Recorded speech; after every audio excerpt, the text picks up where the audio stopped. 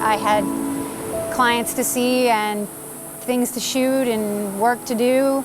And but once he said, "You have cancer," it was like I was on a roller coaster that I couldn't get off of.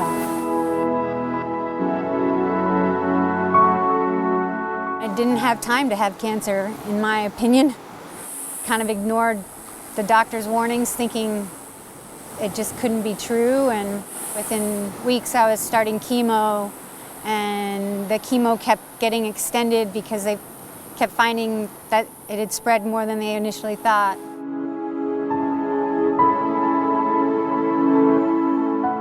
I had a double mastectomy. It had spread to my lymph nodes, and once it spreads to your lymph nodes, it gets more dangerous. It changed who I was. It changed who I am. It's hard. I joke and say that it's like having a hangover and food poisoning at the same time, and that's my little joke. But the sickness is, I can't even describe the sickness.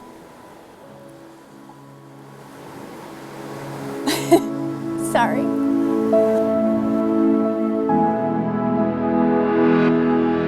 I keep going because financially I have no choice. I had a great job. I was making decent money. I was living by the beach in Los Angeles, in Santa Monica. I don't know what someone does that's got kids at home and crappy insurance and not a good job. I do know what happens to those people in my situation, and they die.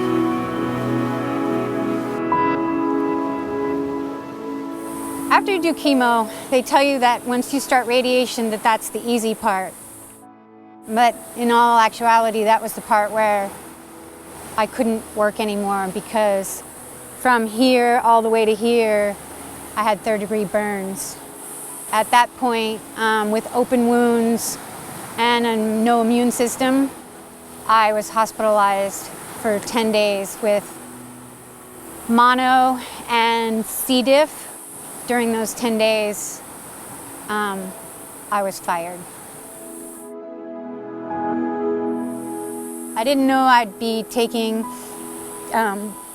17 pills a day. I didn't know that those pills would be taken for the rest of my life, and that I would just have to put on a smile and do it anyway for survival. I'm lucky that now this is my life, but I'm in the minority. I know that.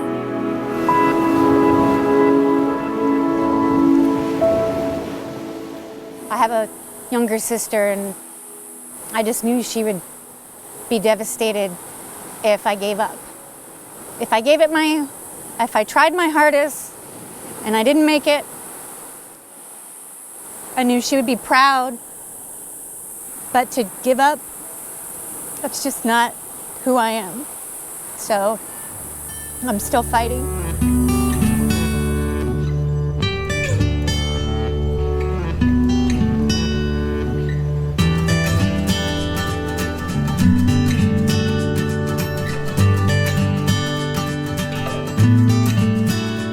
I had some friends, great friends in Florida, lend me a hand.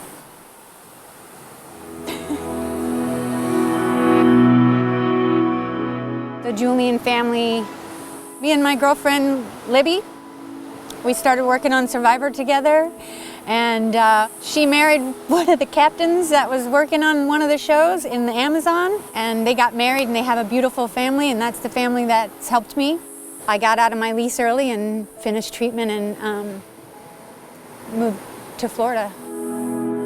So from Survivor back to Survivor is kind of how that went. It's kind of neat. Hope is all you can hope to have. I mean, it sounds cheesy, but if you don't have something inside of you driving you forward, the journey is too hard.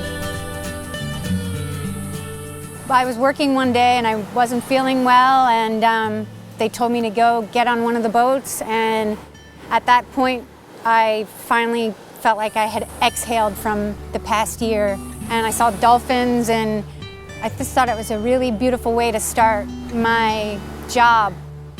I feel lucky to be alive, and I feel lucky to have people pushing me, and we're having an event called Pure Pink. It's to help people that have been in my situation, that have been through hell and back, or through hell and not back, but just to come out and spend time on the beautiful water, at least one day, exhale. It's a weekend retreat, and people are coming from all over the world, Australia. Well, my survivor friends from Survivor, the TV show, and breast cancer survivors.